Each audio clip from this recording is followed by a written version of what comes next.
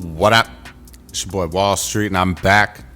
And the NBA Summer League circuit began yesterday. And I want to talk about Ace Bailey, because Ace Bailey and the Utah Jazz faced off with Philadelphia 76ers and VJ Edgecombe, which obviously Ace Bailey was originally projected to go to that 3 spot in Philly. And this whole, issues that came up in the draft process with his attitude, and he, canceled his workout like an hour before he was supposed to show up with the Sixers. He wound up slipping down. He thought he was going to slip further. He wanted to go to Washington. Winds up getting picked by Austin Ainge in Utah. And, he did not have a great first Summer League game, right? And VJ Edgecombe, who winded up being the number 3 pick for Philly, had a great game. So, a lot of people are talking about this and talking about, Ace Bailey sucks, this and that, whatever. Like, everybody's got to relax, dude. Like, people did this last year with Alex Sarr in the Summer League, and I don't think this has any bearing on how good of a player Ace Bailey is going to turn out to be. I just don't. I really don't. I think he might struggle in his first year or two in the league, but I don't think he's going to be a bad player by any means, right? But the stats were not great. So let's just compare VJ Edgecombe and Ace Bailey comparatively, right? Because the Jazz did win the game. They won the game by 4 points. But the only player on the Utah Jazz that had a negative plus-minus was Ace Bailey, and he had a negative 12. So he had 8 points, 7 rebounds, 1 assist, 1 steal, 1 block. He went 3 of 13 from the field, which is 23%, and 1 of 5 from 3, which is 20%, and then made 1 out of 2 free throws. So not the best at all. He had 3 fouls as well. But VJ Edgecombe had 28 points, 10 rebounds, 4 assists, 1 steal, 2 blocks, went 13 of 27, 48% from the field. He did go 1 of 7 from 3-point range, but that's not really VJ's game, so that makes sense. 2 turnovers, 1 foul for a plus-minus of plus 10. So I think Ace Bailey is going to have better games, right? I think what's happening here is he wasn't going to get nearly as much attention if none of this ever happened, right? If he just went number 3 overall to Philly, I don't think people would be looking at him like this, right? I think he would have been more known as just a dude that's going to be a project, and you got to let him grow, which I still think people are thinking that. But based on all of the stuff that's come out in the media, I think people think that he's arrogant and cocky and thinks he's the best player in the draft, which, I mean, every player should think that, right? You want to be confident. But I think a lot of the stuff that people have issues with is coming from his representation and not him.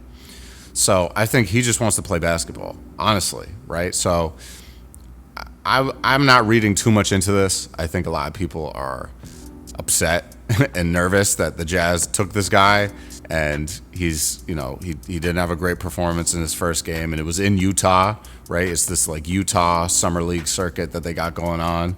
And I don't know. If you guys remember, obviously I'm a huge Wizards fan. If you've been watching the channel, you know I'm a huge Wizards fan. Alex Sarr last year in the Summer League had a game where he went 0 of 15. And everybody was freaking out, right? Freaking out.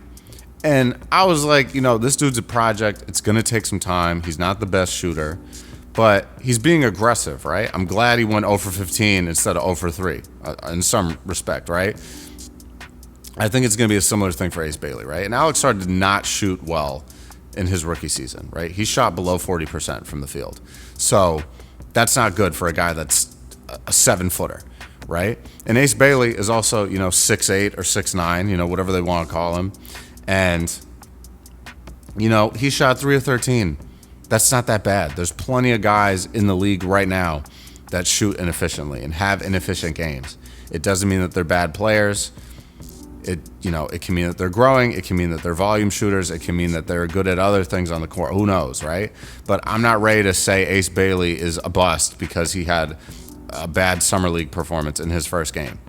There's no point in doing that. So if you're a Jazz fan and you're worried about Ace Bailey's performance, I wouldn't care too much. Like, it seemed like I was watching, like, trying to see his interactions with his teammates too. It seems like he's getting along with his teammates. He's having a good time. I don't think he's this problematic kid that everyone's really making him out to be.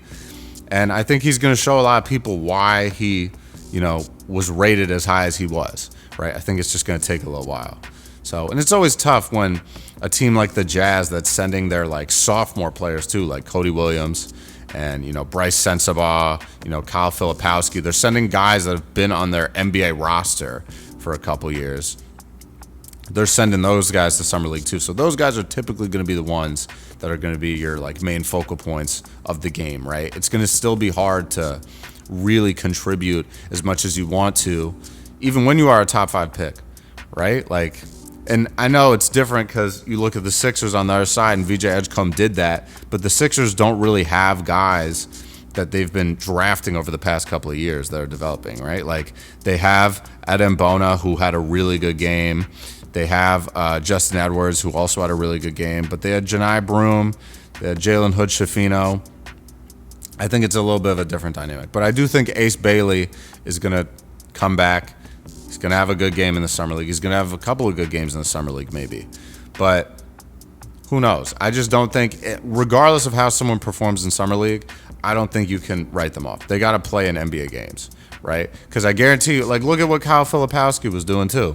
Kyle Filipowski had 22 points, right? Last year, you weren't saying that. He slipped all the way to the second round. People were like, oh, Kyle Filipowski's not going to be as good as he, as we thought he was going to be. He might be the steal of the draft from last year.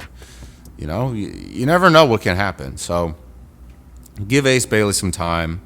VJ Edgecombe had a very good game, but it also doesn't mean that he can't have a bad game, right?